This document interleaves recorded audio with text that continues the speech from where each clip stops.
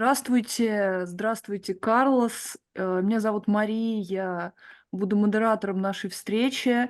И, пожалуйста, дорогие студенты, включайте камеры. Да, да, Buenos días, buenas tardes, Carlos. Se llama María, es moderadora, e invita a todos que pongan sus cámaras a funcionar.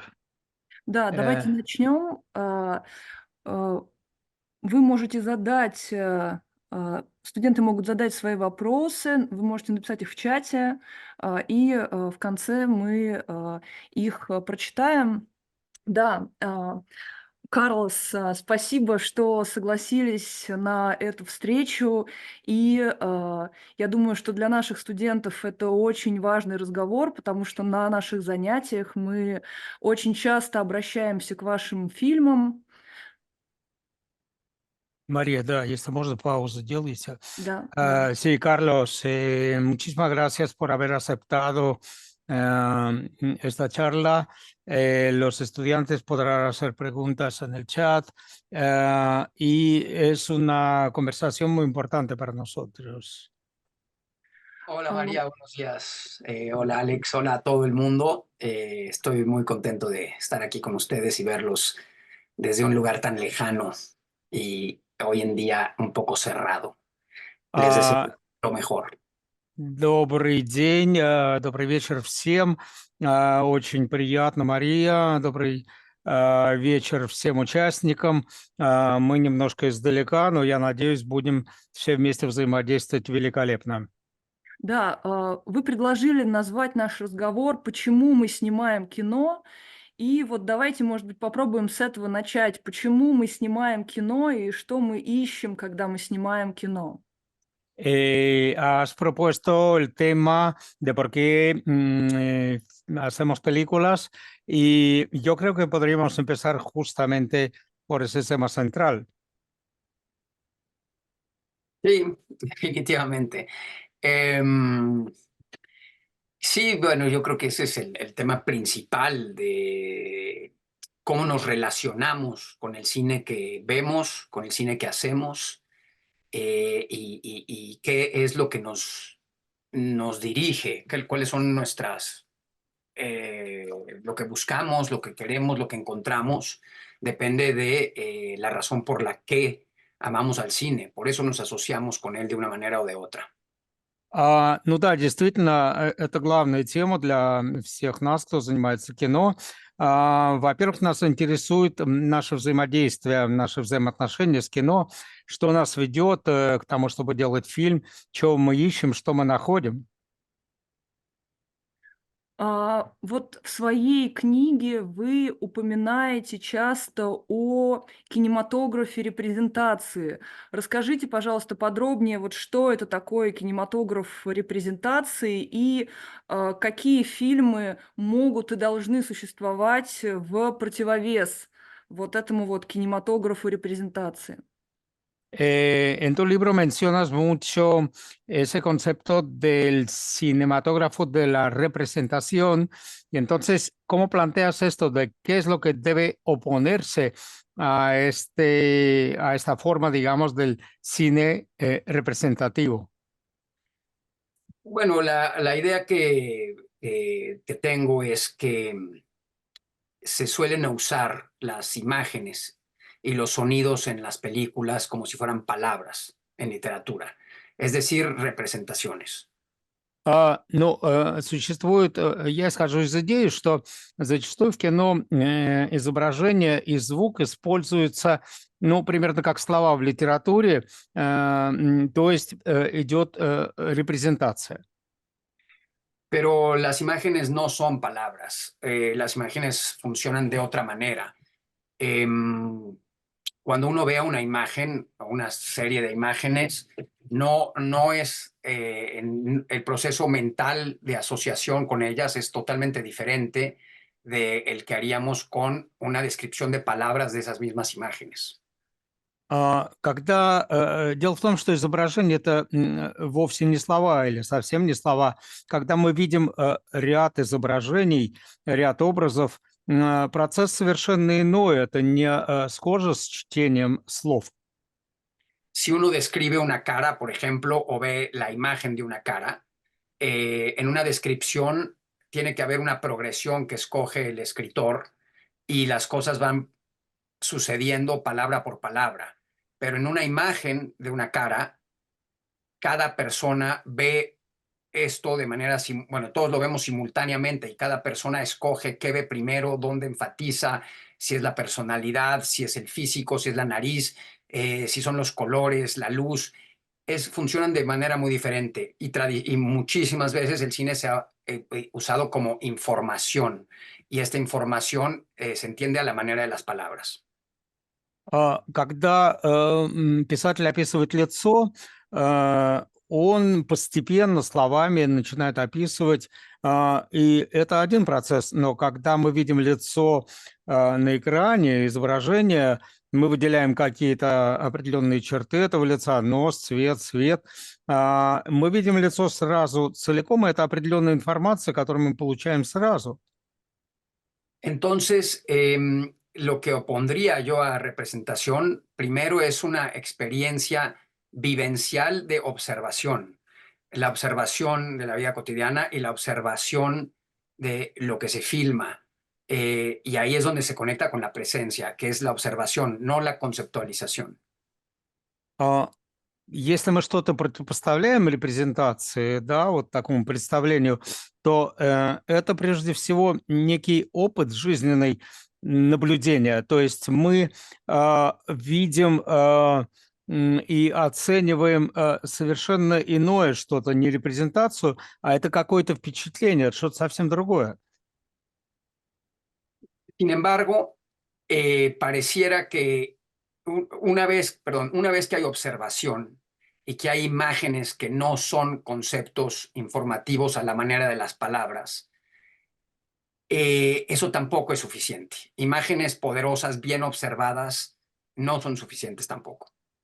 Но, с другой стороны, когда мы видим и наблюдаем просто образы, которые не заключают в себе информацию, выражаемую словами, одних этих образов недостаточно. Ayer por la noche vi la película de un amigo mexicano, que le voy a pedir que si les interesa se las pueda enviar, donde se ven imágenes increíbles, muy bien filmadas, con mucha energía, muy presentes. Pero, sin embargo, eso tampoco es lo que yo estoy oponiendo a la conceptualización. Вчера я смотрел фильм моего друга, приятеля, мексиканца, и я смогу даже прислать этот фильм, если вы захотите. Там совершенно необыкновенные образы, очень сильные, но я не это хочу противопоставить репрезентации. Lo que hizo mi amigo son como pinturas en movimiento, excelentes pinturas que están en movimiento, no fijas, como en la pintura en un lienzo.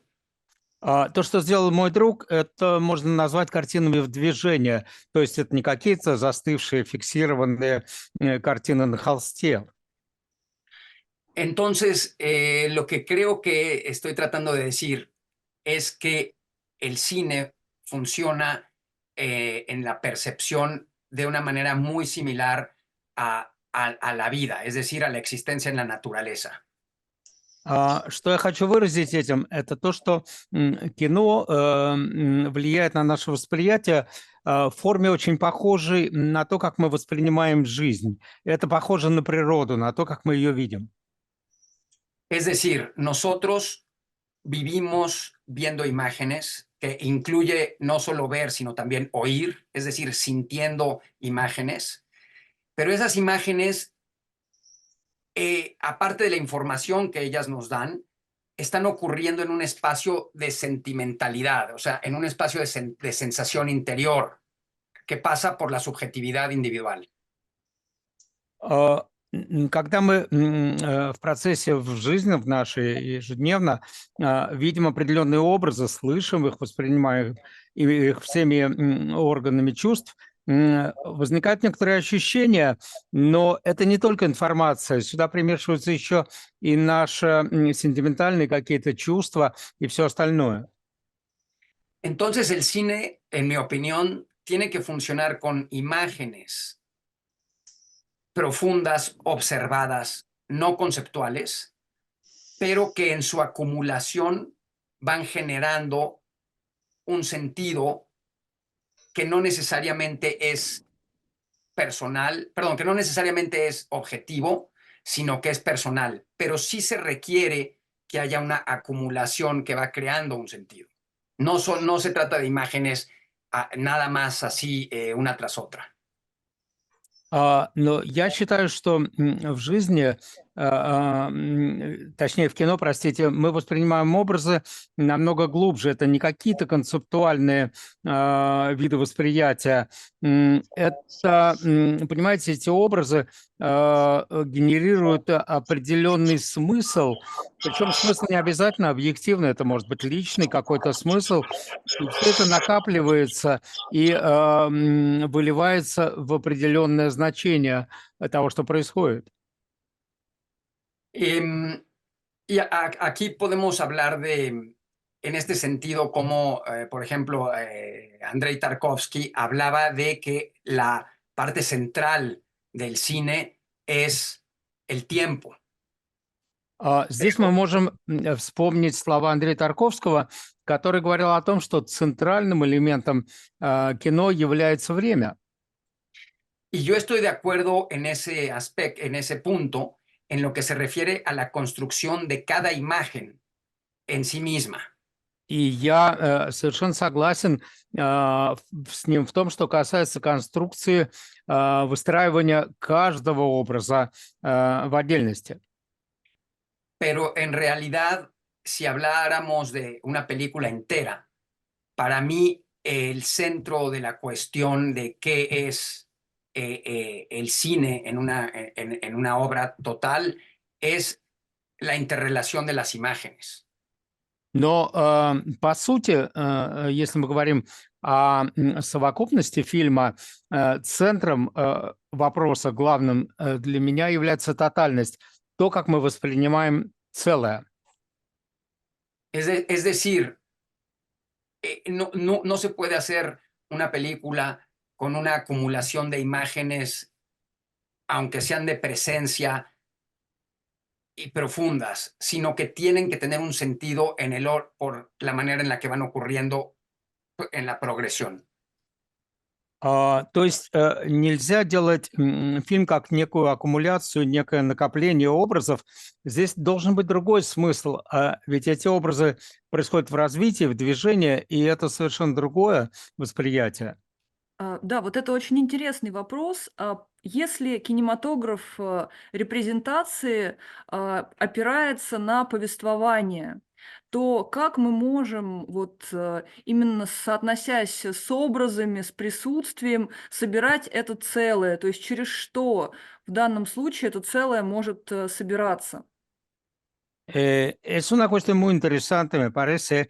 Si hablamos del cine de representación que se sostiene, diría yo, sobre lo narrativo, ¿cómo sería entonces esa imagen, esa presencia que en su totalidad nos debe dar otro cine? Bueno, de entrada, el cine de la representación se entiende como información y por lo tanto pretende ser objetivo, es decir, unívoco. Solo quiere significar algo específico. El cine que no es de representación es como la vida misma, en el sentido de que las imágenes tienen un sentido solo a partir del que uno mismo le da.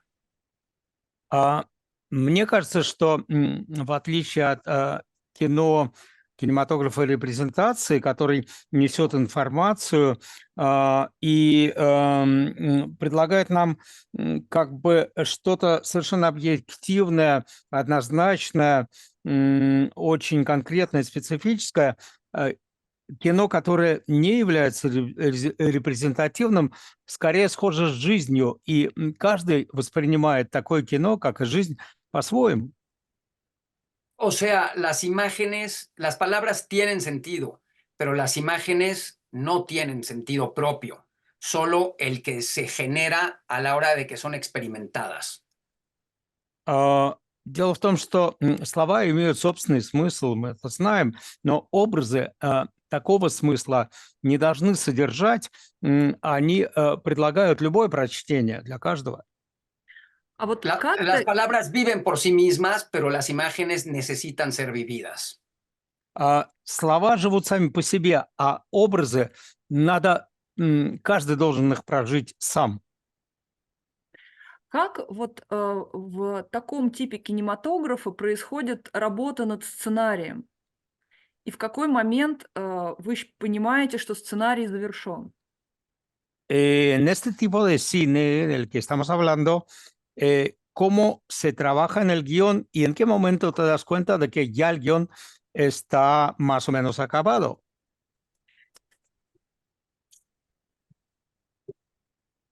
El guión no debería tener ninguna estructura previa, ni a la manera griega ni a ninguna otra. Сценарий не должен иметь никакой предварительной структуры ни в древнегреческом смысле слова, ни в каком-либо другом.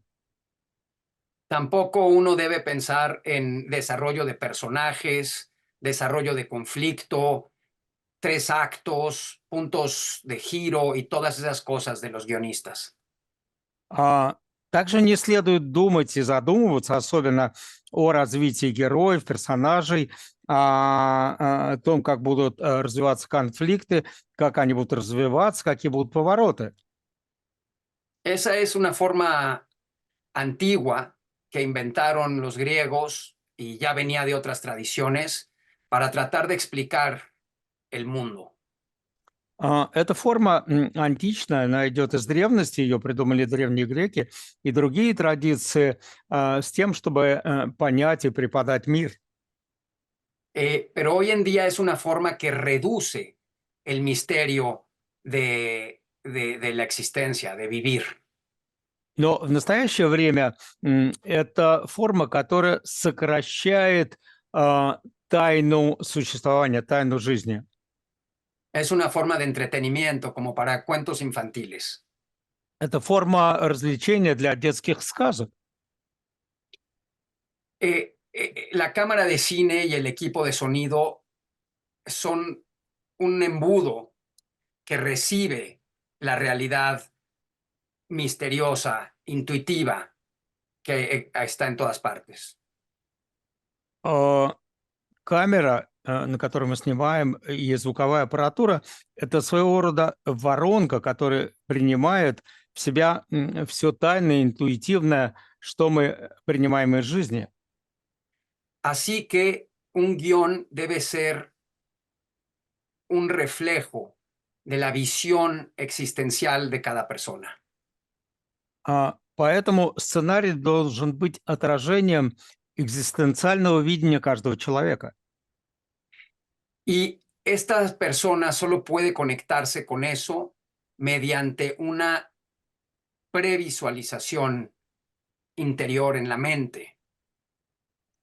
И человек может войти в контакт с тем, что он видит, через предварительное видение, такую превизуализацию, и это вот предварительный первый этап. Una previsualización intuitiva, muy parecida a la de los compositores de música Это clásica. интуитивный внутренний взор, предварительный, который очень похож на ощущение композитора, сочиняющего классическую музыку. Deberíamos describir los guiones como si soñáramos. Мы должны бы писать сценарий так, как будто мы видим сновидение. Y entonces, si esto se construye con una previsualización, al final va a crearse un pensamiento. Por eso es que es importante que las imágenes no sean solo imágenes de presencia, sino que se construyan en un proceso de previsualización. И когда мы выстраиваем таким образом сценарий, возникает вот это предварительное видение, вот эта превизуализация, и таким образом мысль постепенно, что ли, рождается и генерируется. No hay que Расскажите, pensar en пожалуйста. personajes, perdón, no hay que pensar en personajes. Las personas no somos personajes. Solo hay que imaginar que estamos en un trance hipnótico. Не надо думать о персонажах и героях, ведь мы, живые люди, мы не персонажи, мы не герои. Надо думать о таком гипнотическом трансе, что ли. Мгм. Вот, я хотела бы подробнее узнать, что это такое визуализация. То есть это, ну, какие-то изображения, которые вы подбираете. Как конкретно можно описать, что это такое? ¿Podrías detallar un poco lo que es la previsualización? O sea, son unas imágenes que estarías seleccionando. ¿Cómo es este trabajo previo? Ujú.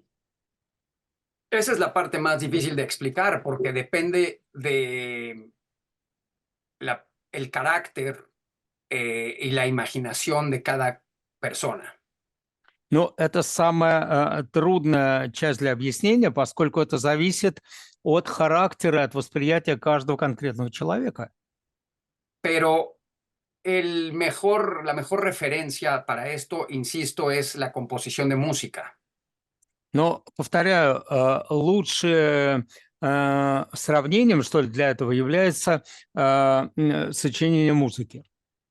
Digamos, un compositor, digamos, el que quieran, Glinka o Tchaikovsky, no importa el que sea, Rachmaninoff, supongo que todos ellos sacan sus emociones musicales de dentro y en un proceso intuitivo, estas van fluyendo y oyen las cuerdas, oyen los alientos, oyen los espacios y va saliendo la emoción de una manera muy intuitiva, que no es racionalizable. Y la pregunta va en la dirección de racionalizar. No se puede racionalizar.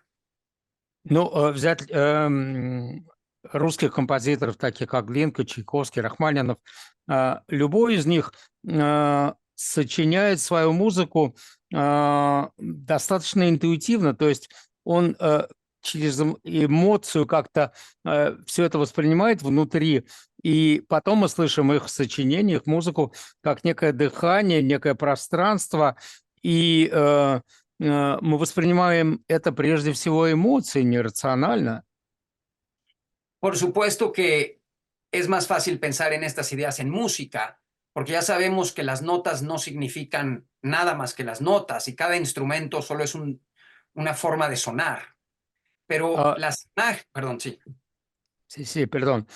Естественно, идеи, ну что ли, в данном случае в mузыке, это записано нотами, а ноты есть ноты, не более того, и мы слышим этот звук.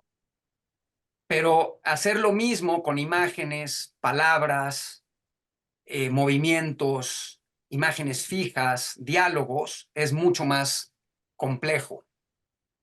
Но делать то же самое с изображениями, со словами, движения, фиксированные или двигающиеся какие-то объекты, это намного сложнее.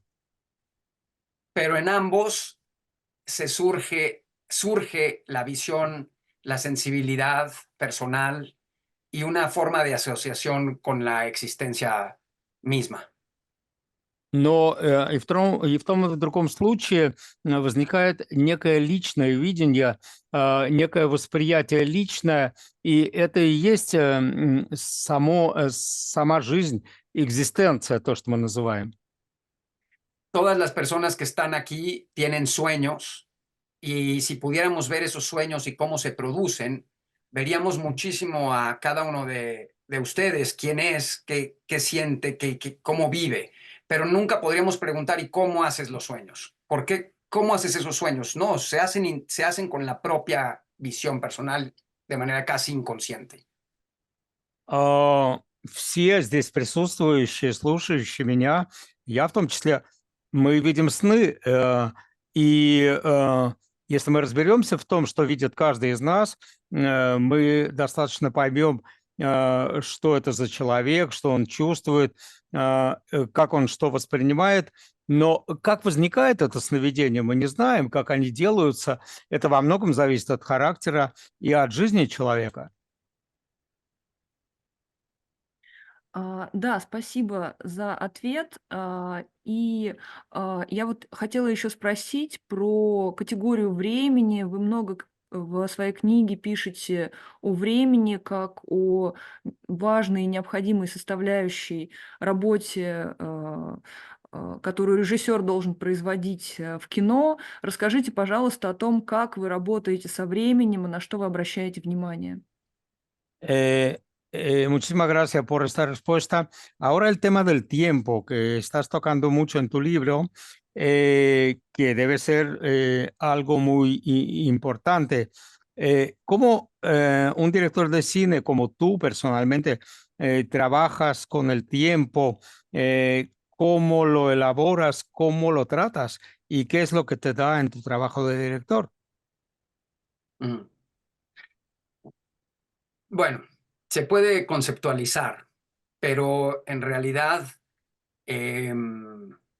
si solo nos asociáramos con todo de manera natural, no tendríamos que hablar de eso.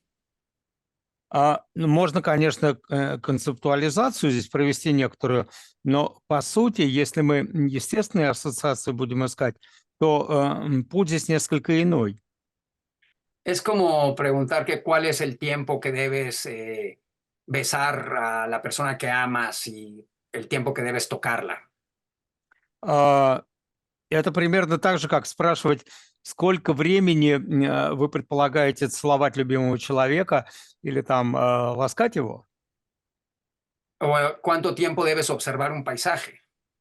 или сколько времени ты хочешь уделить наблюдению, созерцанию пейзажа. Más bien el tiempo que tú lo observes va a revelar cómo sientes, cómo eres, cómo existes. Скорее, то время, которое ты, скажем, уделишь созерцанию пейзажа, покажет, что ты чувствуешь, какой ты есть сам по себе и чем ты живешь. Pero si se trata de conceptualizar, ya lo explicó perfectamente bien también Tarkovsky en su libro de Esculpir en el Tiempo. Если же это перевести в понятие, в концепцию, то Тарковский прекрасно уже это объяснил в своей работе «Запечатленное время». Es decir, el ser humano, la primera vez, el primer momento que ve una imagen, la percibe como información por un tema de supervivencia prácticamente biológico.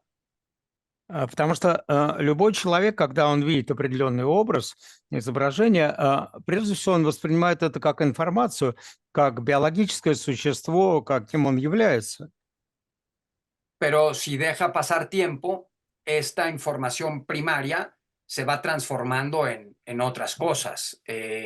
Un vaso, al principio solo es un vaso, pero si pasa un tiempo en una mesa y lo estamos observando y hay un sonido detrás y hay un contexto por las imágenes que han venido delante, ese vaso pasa a ser otra cosa. Por eso es indispensable el tiempo para que se genere el misterio de las cosas. А, Взять, допустим, обычный стакан. Стаканы есть стаканы, это информация, да, но проходит определенное время, стакан находится на столе, происходят какие-то звуки вокруг, определенный контекст, что-то происходит вокруг этого, и постепенно в этом контексте образов стакан превращается в нечто иное, и здесь появляется тайна вещей. Para ponerlo de otra manera, para darnos cuenta que las cosas están vivas, hasta incluso las piedras, el agua, Иначе это можно... muebles. Perdón. Sí, Иначе sí. это можно выразить так. Как мы можем воспринять вещи как нечто живое, как живые предметы, скажем, включая те же камни, да, или воду? Se necesita tiempo para que eso ocurra. Для этого необходимо время, чтобы такое произошло. Pero hay que tener cuidado con esa idea clasificatoria tan absurda que les encanta en la cultura de Estados Unidos, que llaman slow cinema. Но надо быть очень осторожным в этом, например, чтобы избежать таких вещей, которые, скажем, свойственны в культуре США, в том, что они называют slow cinema. porque el tiempo no debe ser un estilo.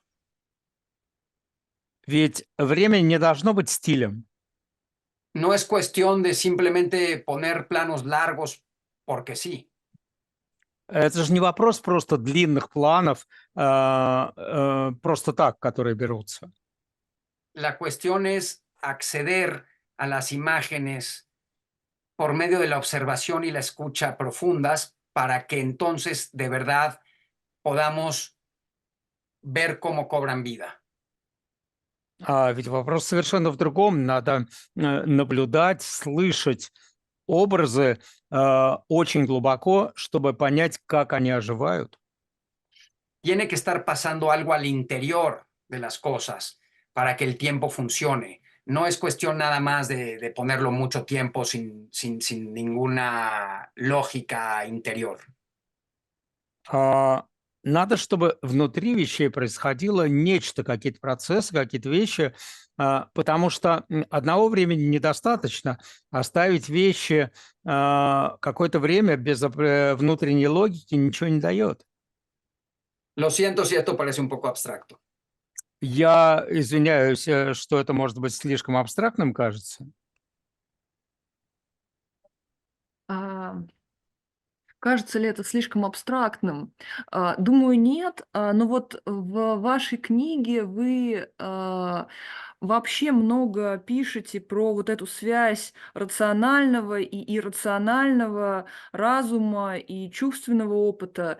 И как будто бы все же без вот этой рациональной части творчество невозможно. И вот не могли бы вы рассказать о каких-то моментах вот именно рационального, такого инструментального в вашем творчестве. Например, одна из ваших глав касается выбора камеры. Вот можно ли сказать, что выбор камеры — это как раз такая рациональная, прагматическая часть вот, творчества режиссера? Eh, bueno, eso de si es abstracto o no, claro, es una cuestión difícil de responder, pero en tu libro, por ejemplo, te refieres mucho a esas cuestiones de racional, irracional, razón, sentimientos, o experiencia sentimental. ¿Cómo influye esto en el proceso creativo? Bueno, tomando como ejemplo tu propia obra, tu propio trabajo, porque de todas formas hay aspectos racionales, instrumentales incluso, ¿no? En la creación, como por ejemplo, le dedicas un capítulo a cómo escoger, seleccionar una cámara, por ejemplo, que es una cosa bastante racional y pragmática. Claro, por supuesto, no es solamente, digo, todo de lo que reestructuro, de lo que se trata es de amar y conocer nuestro arte, nuestra profesión. Конечно, но, на мой взгляд, главное это любить и знать наше искусство, нашу профессию. Y esto viene desde que vemos películas y generamos un gusto. И это приходит с того момента, как мы смотрим фильмы и воспитываем в себе определенный вкус. Y nos volvemos críticos en el sentido de qué es lo que, por eso dije al principio, ¿por qué hacemos cine? ¿Cuál es nuestra creencia? ¿Qué queremos? И мы постепенно становимся критическими, наш взгляд критическим становится. Поэтому недаром тема нашей беседы «Зачем или почему мы делаем кино?». Si uno piensa en Van Gogh, seguramente algunos de ustedes han leído las cartas a su hermano Theo. Подумаем о художнике Ван Гоге. Наверняка многие из вас читали его письма к брату Тео. Si no las han leído, se las recomiendo mucho. Если не читали, очень советую почитать. Porque se vende esta idea falsa de que Van Gogh era una especie de esquizofrénico iluminado que pintaba en círculos. Ведь пытаются продать эту вот ложную идею о том, что Ван Гог якобы был шизофреником, рисовал какие-то кружочки и вообще был вне себя, не в себе. Y seguramente cuando pintaba seguía su intuición y su conexión con la vida. И наверняка, когда он создавал свое произведение, он следовал за своей интуицией, за своим чутьем и как-то определенный контакт имел с тем, что он чувствует в жизни. Pero cuando escogía sus pigmentos, sus pinceles, y decía por qué no le gustaban las pinturas que tenían un barniz de clara de huevo, tenía sus ideas. Он выбирал свои пигменты, свои кисти, но когда он говорил, что ему не нравится, например, лак, основанный на яичном белке, он имел что-то в виду и почему-то говорил это. Amaba su oficio Он любил свое ремесло, y estaba en contra de muchas cosas.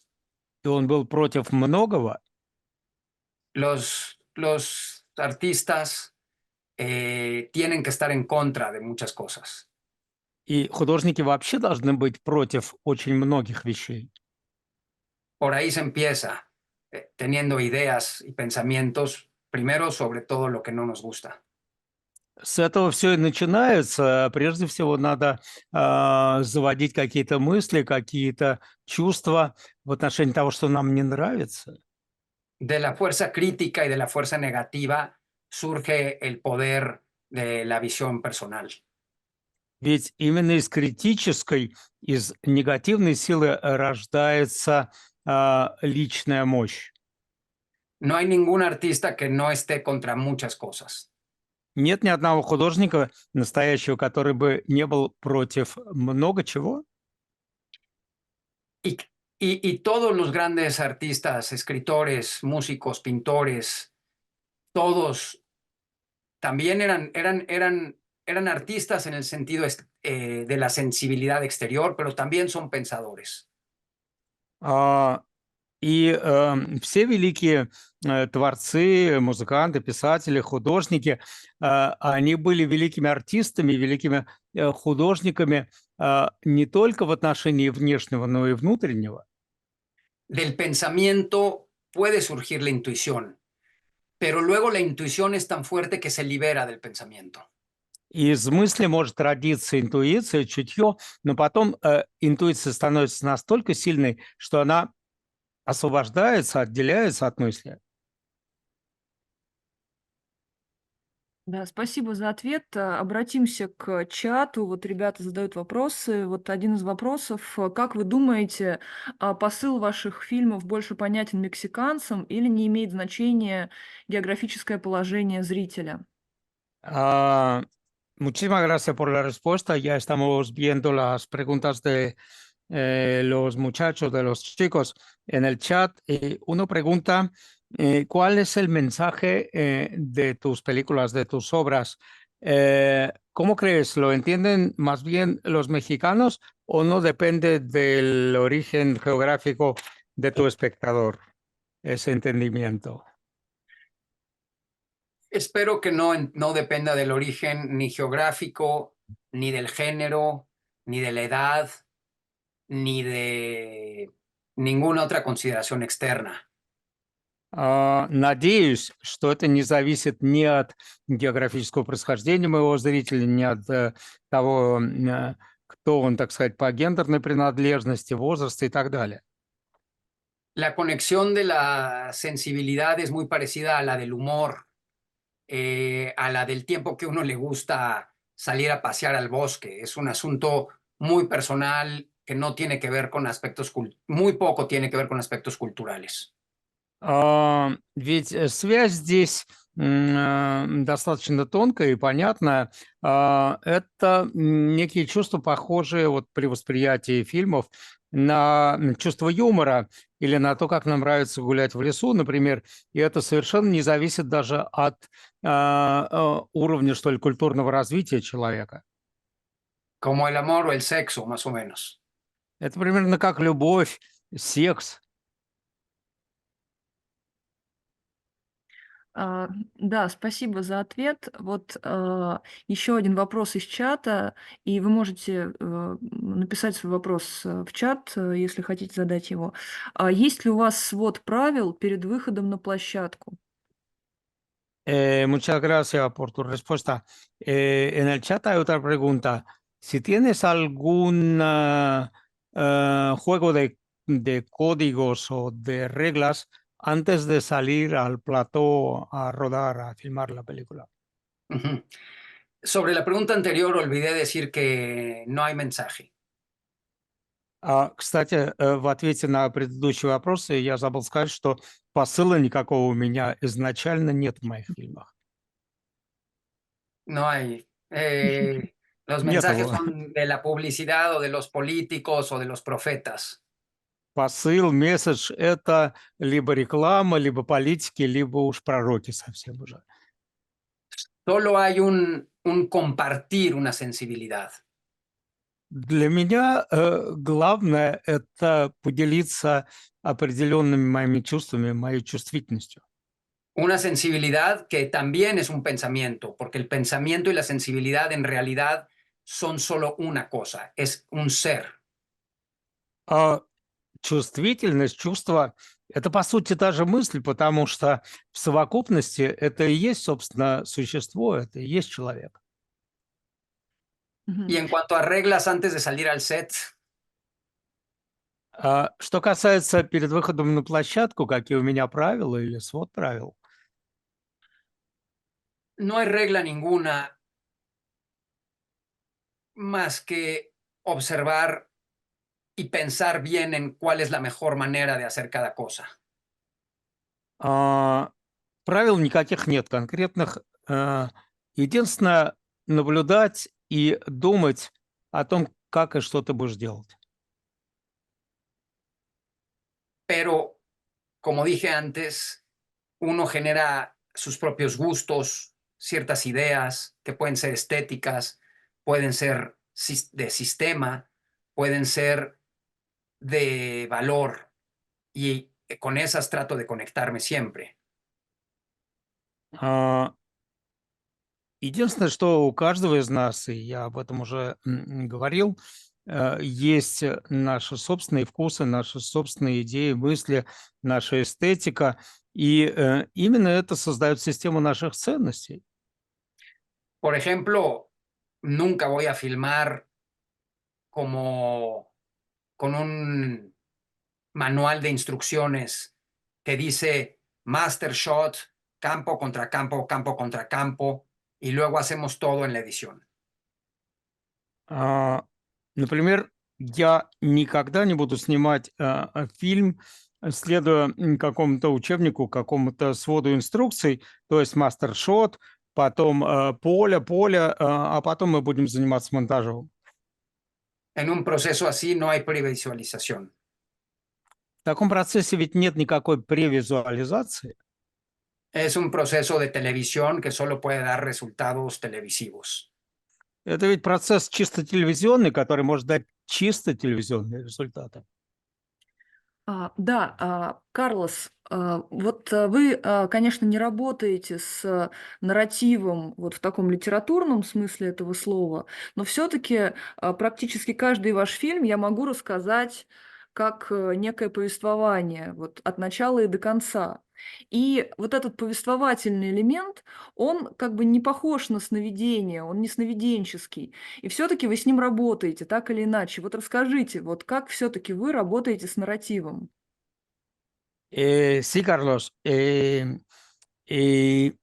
Entendemos que no trabajas, digamos, en el plano narrativo propiamente dicho, o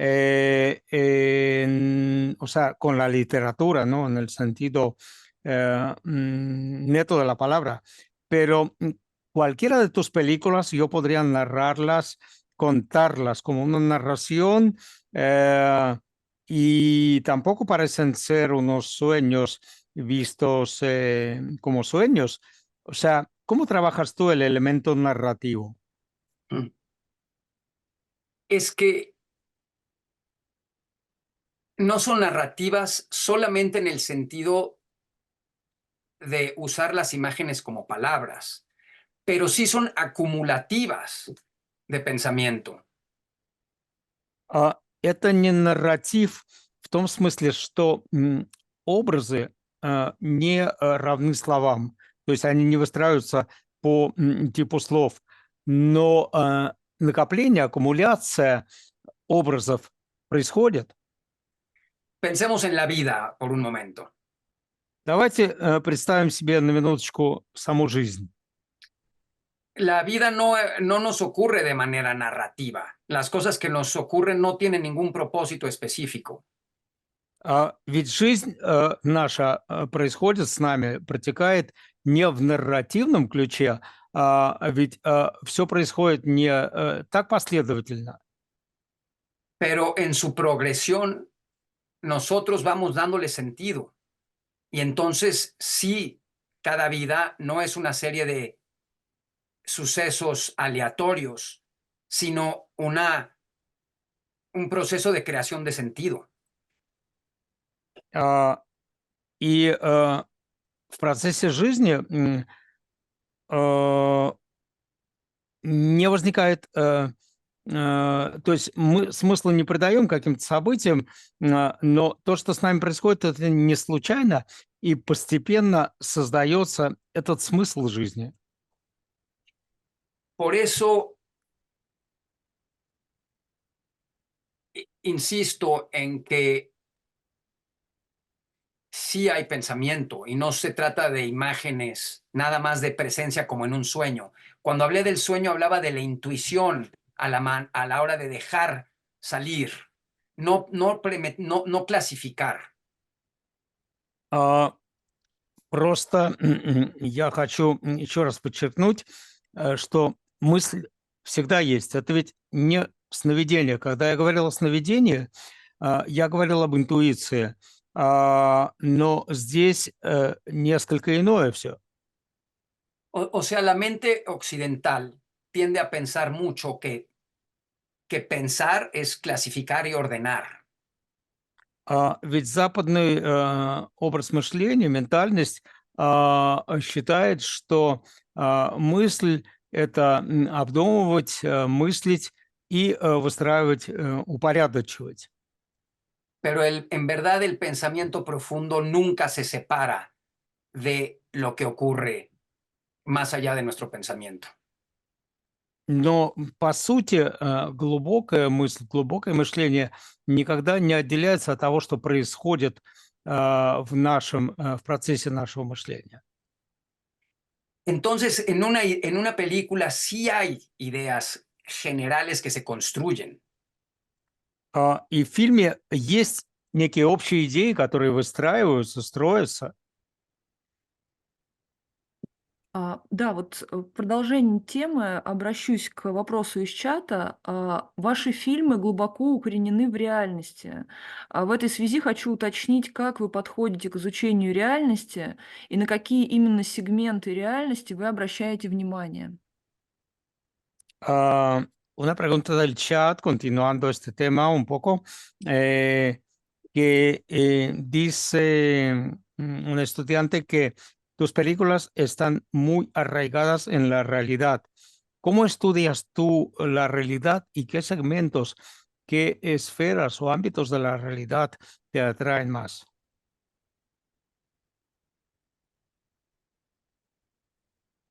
es que no puedo pensar en esos términos. Я вообще не могу думать в таких терминах. Em,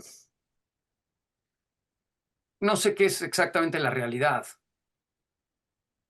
Я вообще не знаю, что такое точно реальность, действительность. Solo sé qué se siente estar vivo. Знаю лишь, что есть ощущение того, что ты жив.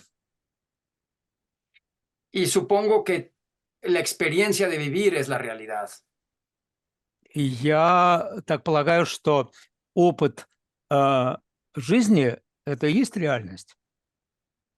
Es decir, que también nuestros sueños, nuestra imaginación, nuestros recuerdos, nuestra fantasía, en este sentido son realidad. И в этом смысле все, в чем мы живем, включая наши сны, наше воображение, наши воспоминания, все это реальность. Tal vez la pregunta va en el sentido de que en mis películas trabajo con gente que no son actores y no me gusta que les pongan voces falsas como en algunas películas rusas, por ejemplo. Может быть, вопрос касается больше того, что в моих фильмах я работаю с непрофессиональными актерами и не наделяю их какими-то искусственными фальшивыми голосами, как это, к сожалению, происходит в некоторых российских фильмах.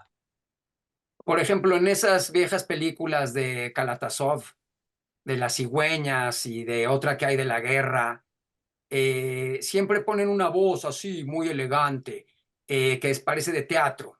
Eso a mí no me gusta, А, me aleja de la película.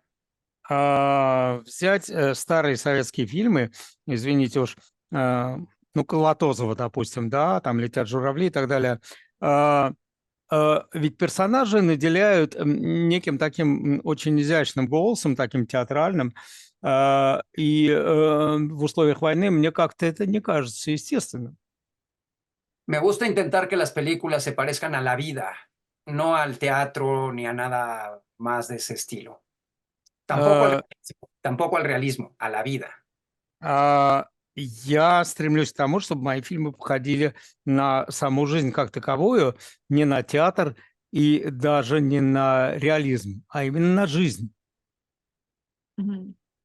Да, вот тут вопрос из чата. Думали ли вы когда-нибудь снять документальный фильм?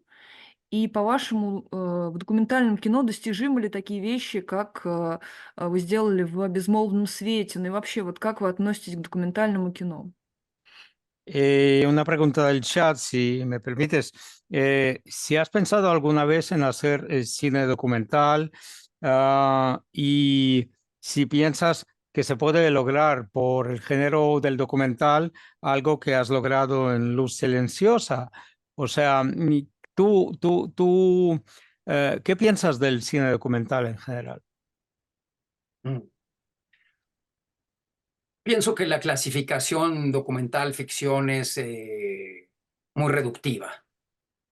Я считаю, что вот эта классификация художественная, документальная, это слишком узко. Pero en la película que estoy filmando me ha ocurrido algo interesante. И вот я сейчас снимаю фильм, и со мной произошло нечто интересное.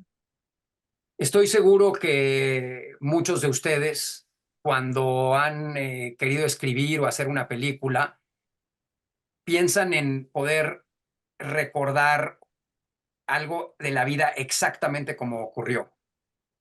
Уверен, что многие из вас, когда вы пишете сценарий или намереваетесь снять фильм, вы думаете о том, что в жизни реально произошло и как это отразить.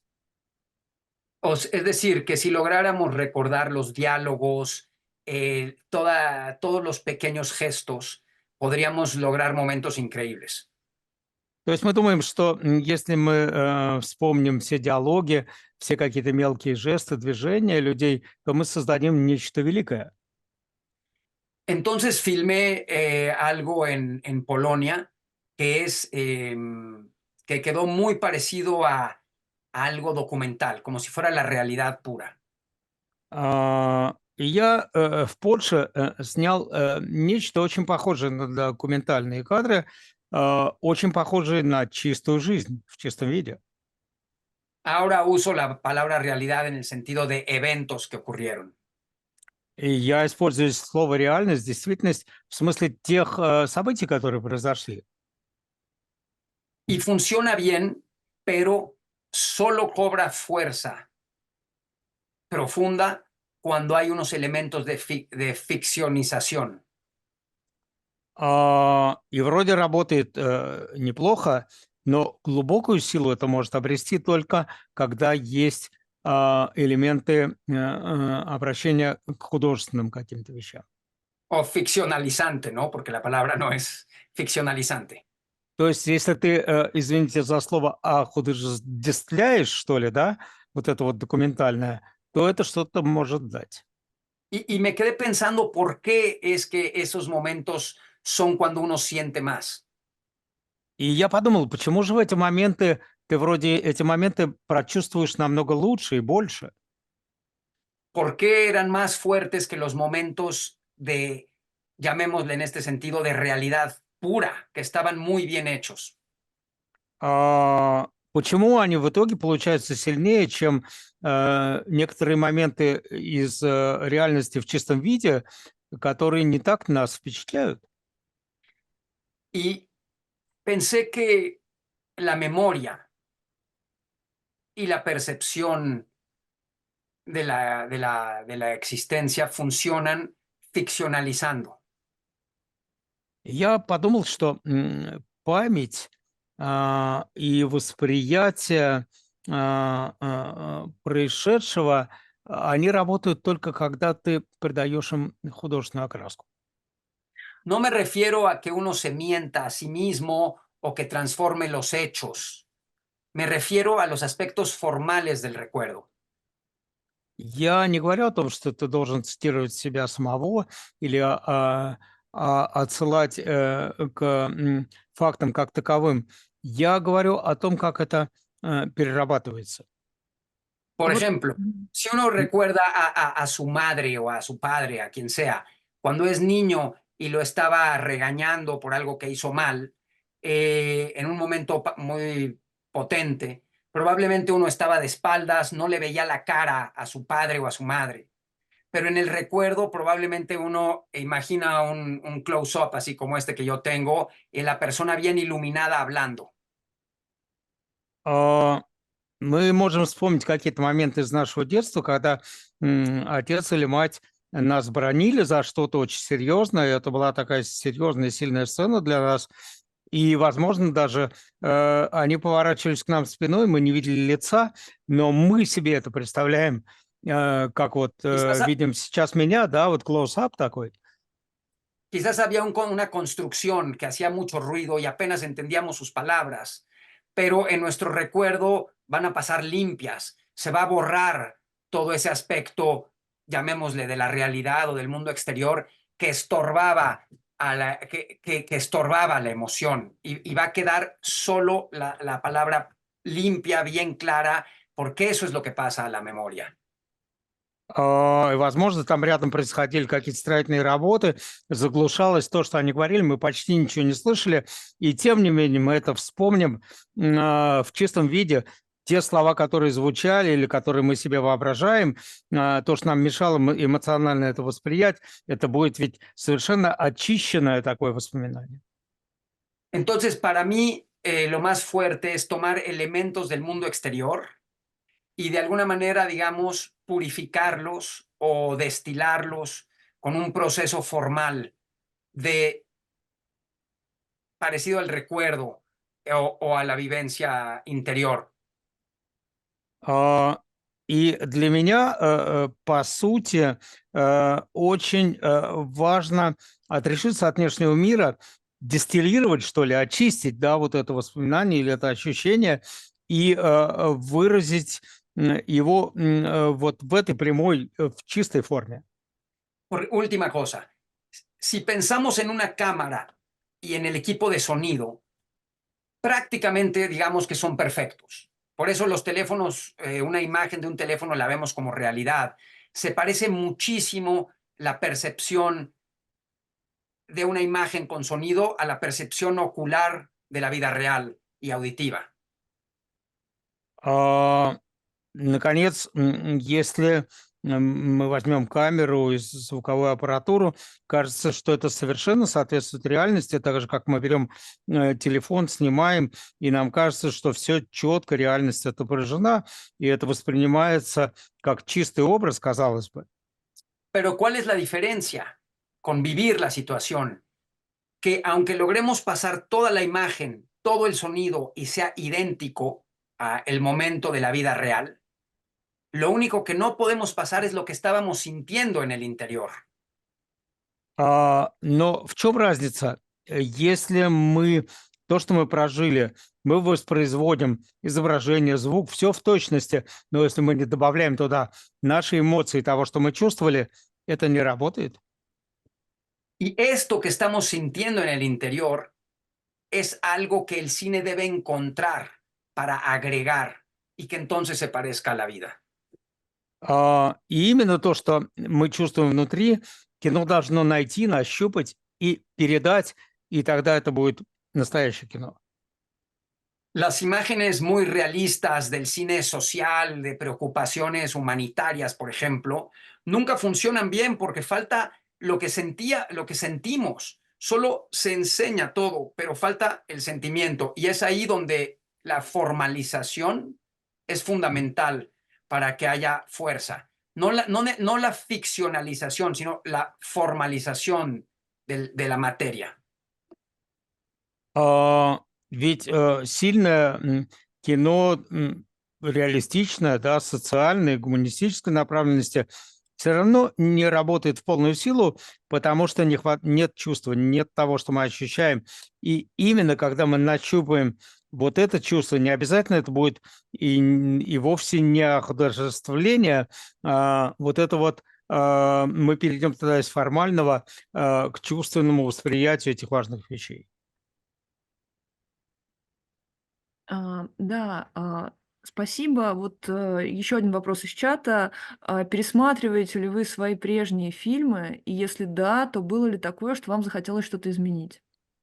Otra pregunta del chat y gracias por tu respuesta. Si vuelves a ver tus películas, tus obras anteriores y si lo ves, ¿te surge el deseo de rehacer algo?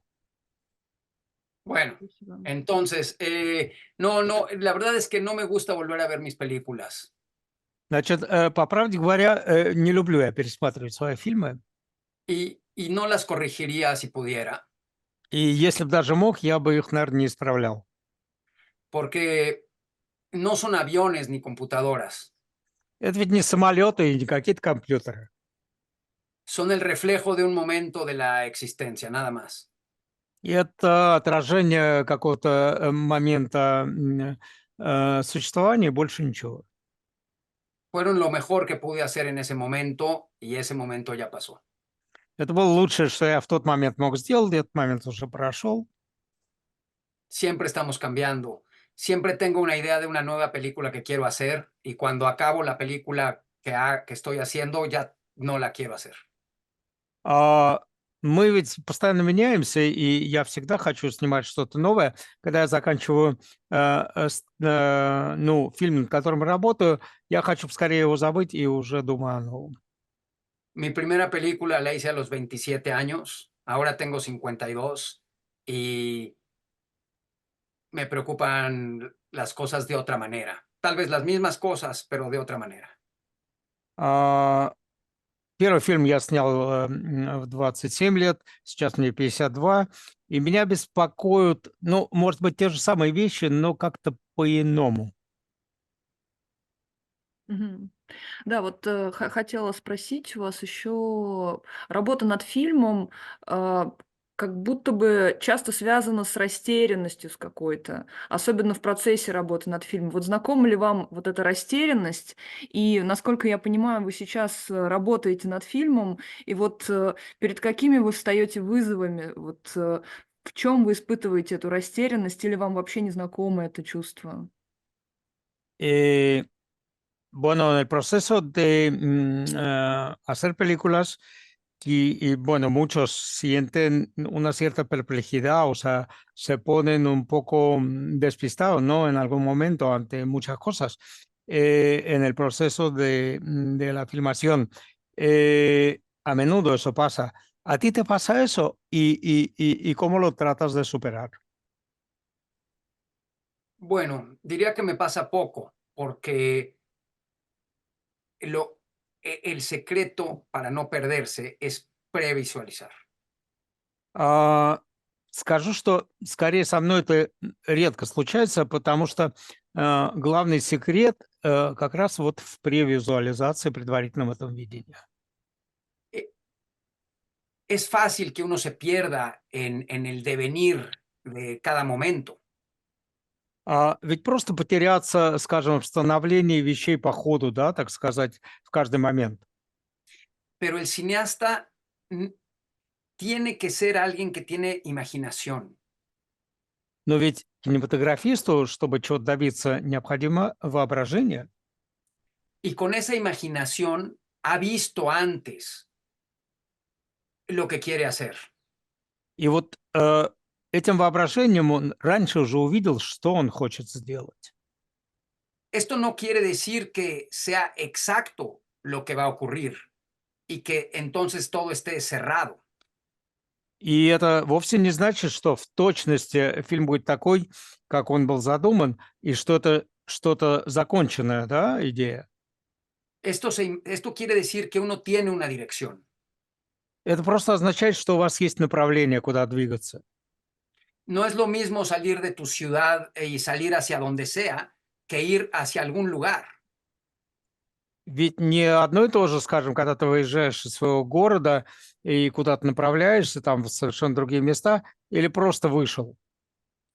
Vamos a un lugar, siempre, pero nos mantenemos abiertos y despiertos para que tomemos de ese lugar, de ese camino todo lo inesperado. Мы всегда ведь куда-то направляемся, в какую-то даль, да, но надо быть просто открытым, настроиться и очень чутко реагировать, наблюдать, и тогда будет получаться. Es difícil de entender esta idea porque todas las ideas de la vida son, por definición, no quiero decir contradictorias, pero ambivalentes. Se А, oponen a sí mismas. Достаточно трудно понять эту мысль, потому что, ну, в жизни все идеи, все вот такие вещи, они амбивалентны, они двояки, да, их можно по-разному трактовать. Se oponen a sí mismas en los procesos racionales, pero no se oponen a sí mismas en los procesos intuitivos. В рациональном процессе осмысления там возникает внутренняя оппозиция внутри вещей, но если интуиция действует, то эта оппозиция исчезает. En un proceso intuitivo de visualización, uno puede escribir diálogos, exactas imágenes, incluso los tiempos de los planos. Pero eso no quiere decir que la película vaya a hacer eso. В процессе визуализации вот этого видения предварительного внутреннего мы можем писать даже четко диалоги, видеть образы конкретные, даже можно рассчитать время планов, да, но не обязательно фильм будет таким. A mí me gusta planificar todo eso, pero saber después que cuando la vida está ocurriendo, todo eso solo es una guía, no es una ambición final. Мне нравится планировать все это, но я четко знаю, что это лишь руководство, это определенный гид, и это отнюдь не конечное решение. Por eso una película siempre tiene que ser mejor que lo que uno ha imaginado. Поэтому фильм всегда должен быть лучше того, что ты задумал, воображал. Cuando un director dice, ah, mi mente es mejor que lo que resulta porque tiene límites, es mediocre. Когда режиссер заявляет, что ну вот моя задумка лучше, чем то, что получилось, это значит, он посредственный режиссер, и у него не получилось. Porque el cineasta debe saber incorporar todo aquello que está fuera de nuestra mente, que es superior a toda mente humana en su película. De eso se trata el cine. La literatura uno la tiene que crear por completo, pero en el cine uno atrapa lo que está más allá de nosotros. Кинематографист ведь должен инкорпорировать, включать все, что находится за пределами его разума, его мозга, и это выше нас, но мы должны четко это запечатлевать, улавливать, в отличие от литературы, где вы создаете все целиком. Una composición musical nunca puede ser mejor ni peor de lo que había en la mente, porque sale 100% de la mente. Музыкальное сочинение не может быть ни лучше, ни хуже того, что создавалось или представлялось внутри человека, в мозгу или в чувствах, потому что оттуда оно и выходит. Pero tomen nota de que dije composición musical. Si hubiera dicho interpretación musical, sí puede ser mejor o puede ser peor que lo que había en la mente. Но обратите внимание, я сказал музыкальное сочинение. Если бы я сказал исполнение, интерпретация музыкальная, то это может быть совершенно другое, может быть лучше или хуже. Es decir, el cine es una interpretación de la visión compuesta en la mente. Поэтому кино – это интерпретация, это толкование, исполнение, что ли, да, в данном случае, того, что задумал ум. Entonces se combinan las dos cosas, la composición y la interpretación, y ambas dependen de la misma persona y de la gente que le ayuda, pero la responsabilidad de ambas es de una sola persona. А, Но в итоге в кино получается сочетание, комбинация двух вещей – композиции, сочинения и интерпретации, исполнения. То есть это в одном лице режиссера сосредоточено, ну плюс его команде, но он единственный ответственный. Podríamos decir que el cine es una interpretación intuitiva de la imaginación. Можно сказать, что кино – это интуитивная интерпретация или исполнение того, что задумало воображение или увидело его. De la imaginación previsualizadora. Вот это вот воображение при визуализации предварительного видения. Tal vez podríamos decir que el cine es una interpretación formal de la existencia. Можно, конечно, сказать, что кино – это формальная интерпретация экзистенции, существования. Мгм. Карлос, вот скажите, вот ваша система, в какой момент она начала появляться? То есть вы с первого фильма разрабатываете вот этот метод при визуализации и вот все, о чем вы говорите? Или начиная с какого-то момента вы какие-то вещи поняли и начали работать вот именно в такой системе? Carlos, ¿podrías explicarnos este concepto tuyo y entendimiento de la previsualización necesaria en tu sistema de hacer películas, de hacer cine? ¿Nace desde tu primera película o aparece en algún otro momento cuando te das cuenta de algo, entiendes algo? Nace desde mi primer corto. Я бы даже сказал, что с первого моего документального фильма это возникает. Yo era un abogado Я ведь был адвокатом, y cuando tenía que hacer el primer corto, simplemente me lo imaginé proyectado en una pantalla. и когда я задумал делать первую короткометражку, я просто представил себе это на экране. El proceso que ahora es tan ensalzado como algo muy importante, Вот этот процесс, который я сейчас возношу так высоко, как нечто важное, es irrelevante para el arte. он, собственно, для искусства не важен. Lo único que importa es el resultado. Главное, что важно, это результат. Y yo me imaginaba un resultado proyectado en una pantalla. Я ведь воображаю результат, который спроецирован на экран. Yo empecé a entender el cine como un espectador de cine. Ведь я пришел к пониманию кино, начинал понимать кино как зритель кино. Solo viendo resultados en las pantallas. Я просто видел результат на экране. Мгм. No pensé en cómo trabaja el director con el asistente de dirección, qué hace un fotógrafo, qué hace un director de arte, nada de eso. Yo no sabía nada de eso, solo veía películas en las pantallas. Я ведь не задумывался о том, что делает режиссер, что делает помощник режиссера, оператор, художник и так далее. Я просто видел конечный результат на экране. Мгм. Вот и в продолжение нашего разговора вопрос, насколько монтажный период меняет ваше представление о фильме? Вы говорите об интуиции, чувстве. Являются ли они для вас прерогативой во время монтажа? Ah, otra pregunta, continuando un poco, el proceso de edición, ¿qué tal? Si cambia en gran medida tu idea inicial de tu imaginación, o sea, y a medida que vas editando, ¿cómo cambia todo esto? Mm.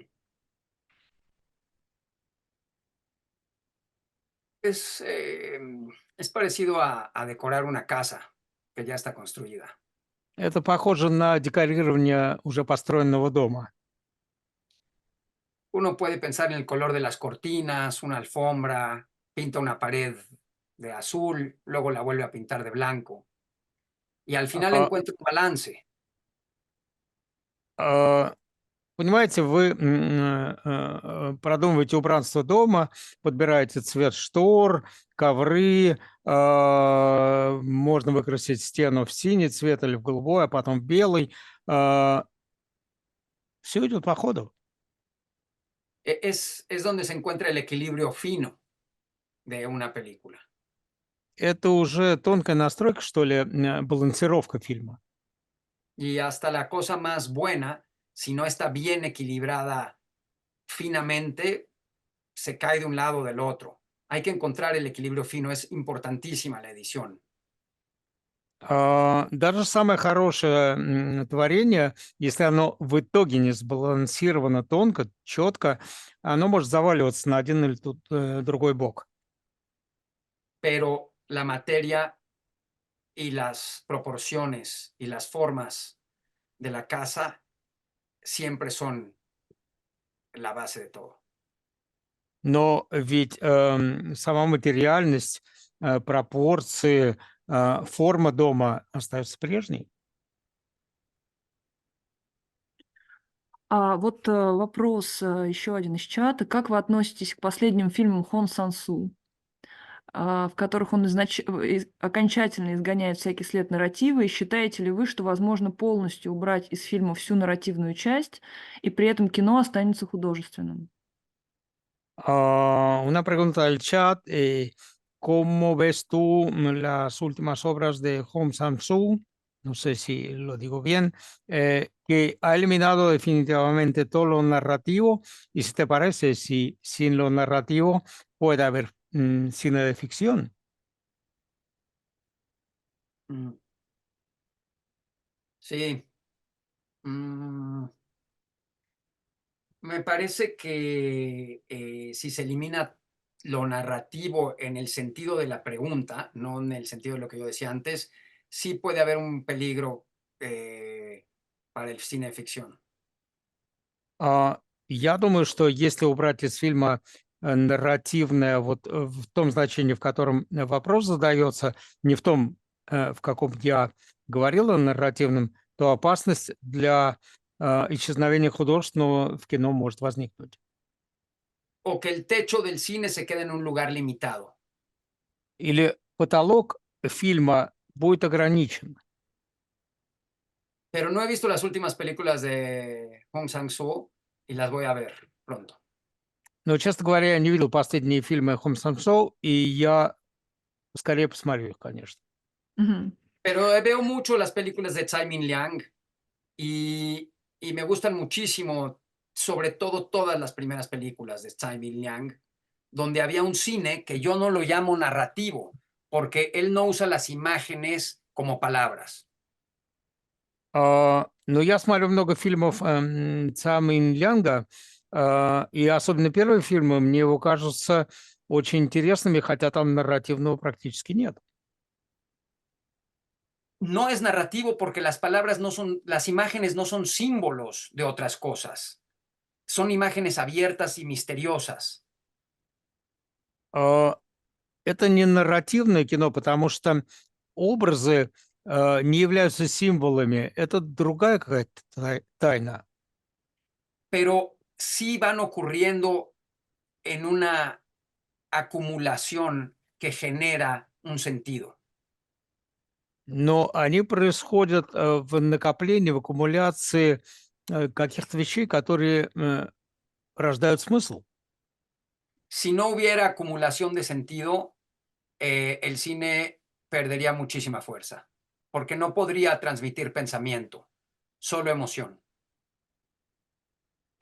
Если бы не было вот этого накопления смысла, аккумуляции, фильм потерял бы силу, потому что не было бы мысли, была бы только эмоция. Y el cine tiene que ser como todo eh, el arte profundo siempre es pensamiento y emoción en una sola forma. А кино, как и любой вид искусства, глубокое произведение искусства, должно иметь и мысль, и чувство одновременно. Sin pensamiento solo hay estética. Без мысли остается чистая эстетика. Y sin estética solo hay un pensamiento limitado a lo racional. А без эстетики остается только мысль, ограниченная рациональным. Y no me refiero a estética en el sentido de lo bello, me refiero a estética en el sentido de la observación profunda. И я говорю об эстетике не как о понятии чего-то прекрасного, а как о глубоком наблюдении.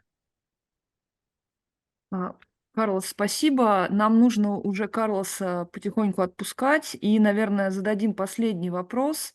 Вот он и последний в чате, и, кажется, подходящий, предпоследний. Какие авторы вам нравятся, современные и классические, которых вы могли бы порекомендовать? Наверное, rечь идет, может быть, и о литературе, и о кинематографе. Carlos, ya tenemos que ir soltándote poco a poco. Una última pregunta, aunque es penúltima, me parece adecuada. Y pregunta, ¿qué obras, qué autores podrías recomendar entre clásicos y contemporáneos, actuales? Me imagino que se refiere tanto a cine como literatura. Mm. No soy mucho de recomendar, pero puedo decir eh, algunas cosas que me gusten. Ну, я небольшой рекомендатель, конечно, в данном случае, но кое-что из того, что мне нравится, я могу упомянуть. Voy a ver las películas de Hong Sang-soo recientes, ya que alguien me las ha sugerido. Ну вот я обязательно посмотрю последние фильмы Хом Сан-су, о которых говорили. Me gustan mucho las películas, solo he hecho dos, de Michelangelo Framartino. Мне нравятся очень фильмы Микеланджело Фрамартино, я только два из них видел. Tengo que decir, ya que ustedes son rusos, que me gustan mucho las películas de Sokurov. Поскольку вы из России, мне очень нравятся фильмы Сакурова, например. Sobre todo todas las viejas y los documentales. Особенно ejemplo- его старые фильмы документальные. Por ejemplo, en sus viejos documentales hay uno que creo que es Confession. Bueno, en inglés se llama Confession. Кажется, это из старых его документалок, Confession по-английски называется. Sí. Y son, creo que 6 capítulos sobre unos soldados rusos en Tayikistán. И там, по-моему, 6 глав о русских солдатах в Таджикистане.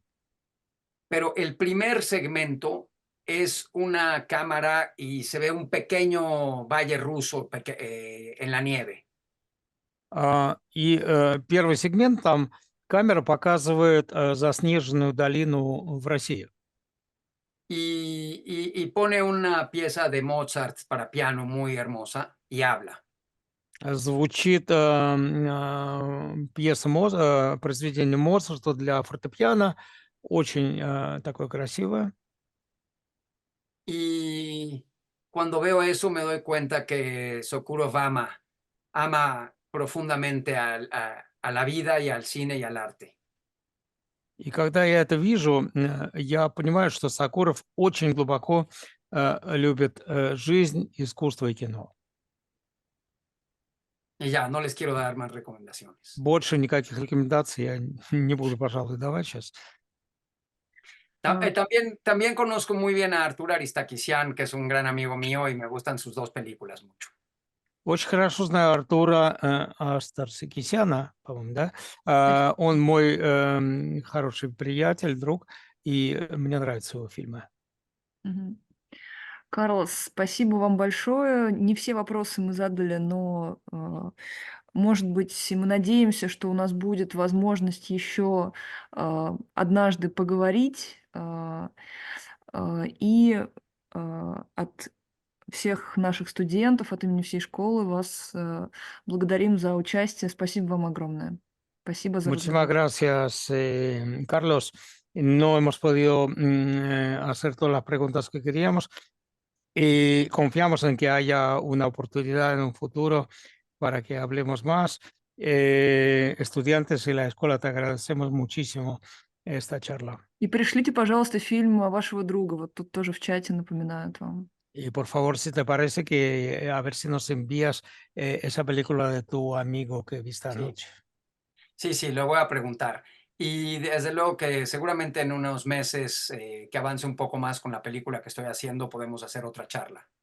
Да, я спрошу у друга, да, если он поделится, и надеюсь, через несколько месяцев, когда я уже немножко продвинусь в том, что я снимаю, может быть, у нас будет другая беседа. Y espero Прекрасно. poder ir a Rusia pronto. И надеюсь, скоро приехать в Россию, смочь приехать. Прекрасно. Будем вас ждать и очень надеемся на скорую встречу. Спасибо вам большое. Le Спасибо. vamos a esperar mucho y esperamos también una reunión pronto. Gracias. Muchas gracias a todos por estar aquí. Gracias. Огромное спасибо вам за то, что слушали и были с нами.